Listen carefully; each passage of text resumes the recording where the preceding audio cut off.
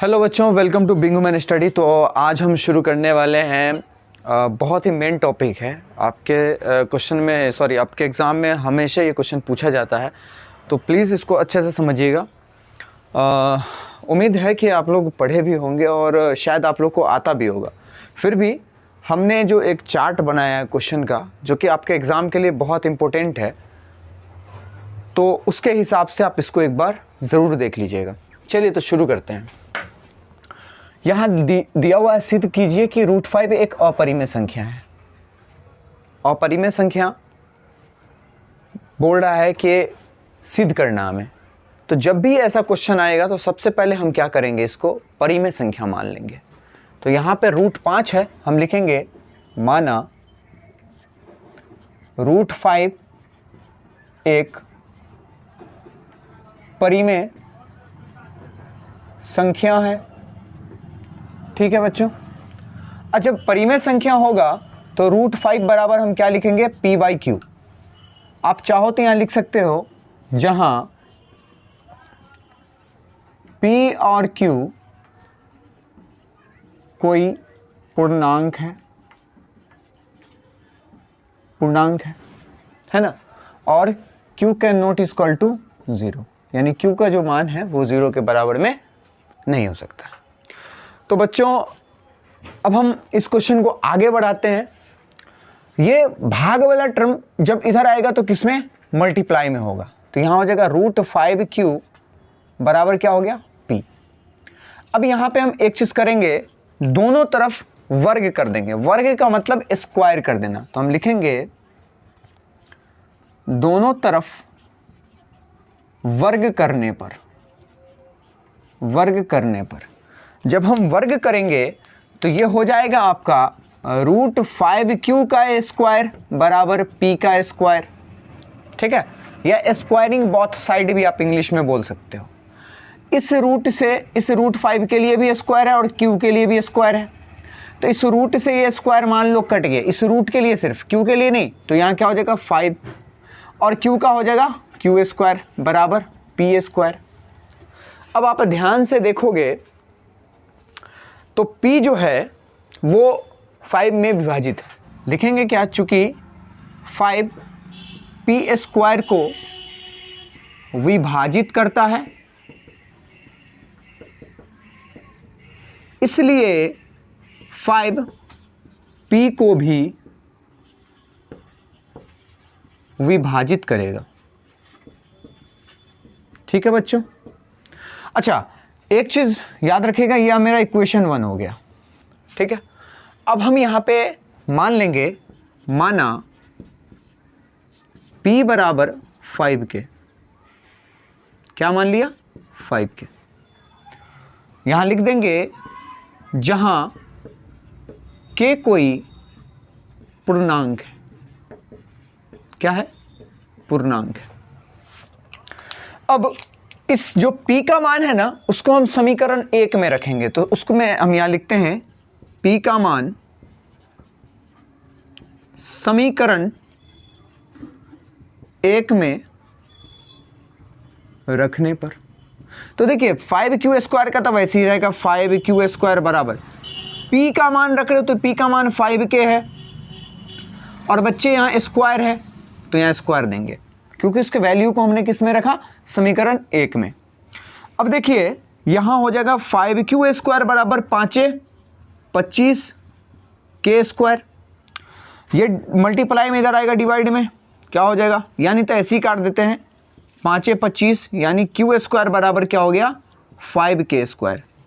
तो यहाँ क्या है, 5 किसको, q² को विभाजित कर रहा है। तो हम लिखेंगे चूंकि 5 q² को विभाजित कर रहा है, इसलिए 5 q को भी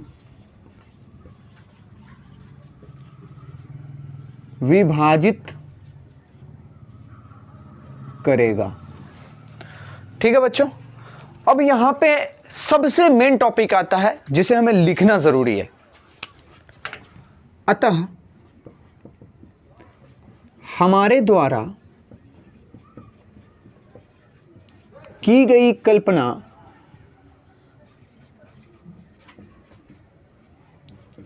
गलत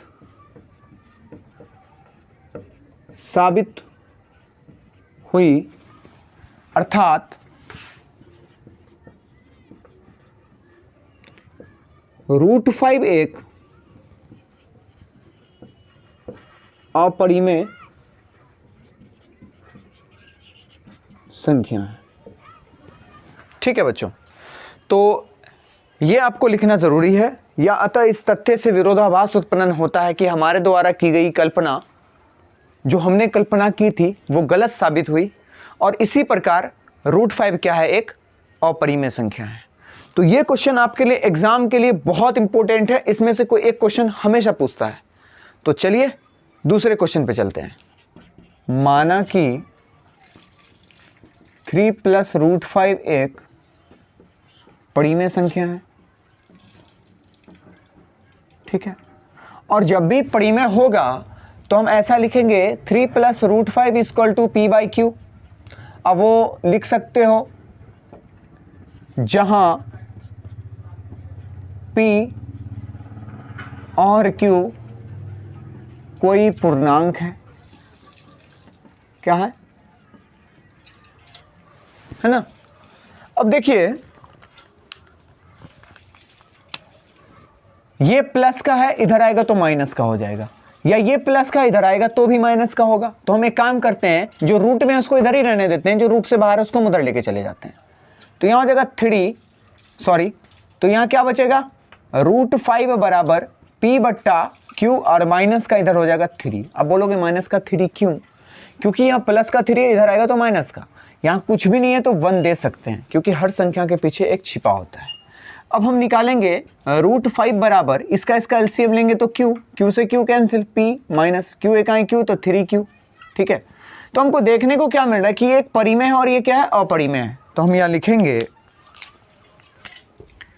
चूंकि p - 3q/q एक परिमेय संख्या है। क्या है, एक परिमेय संख्या है, और √5 एक अपरिमेय संख्या है।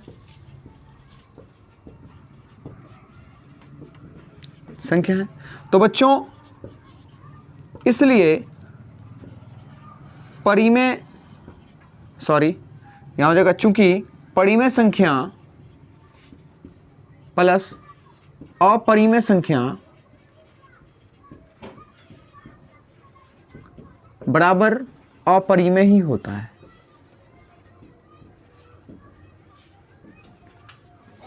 ठीक है, तो हम लिखेंगे अतः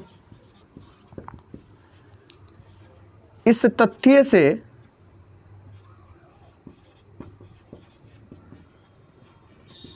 विरोधाभास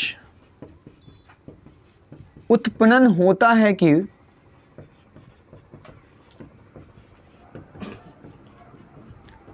हमारे द्वारा की गई कल्पना गलत साबित हुई,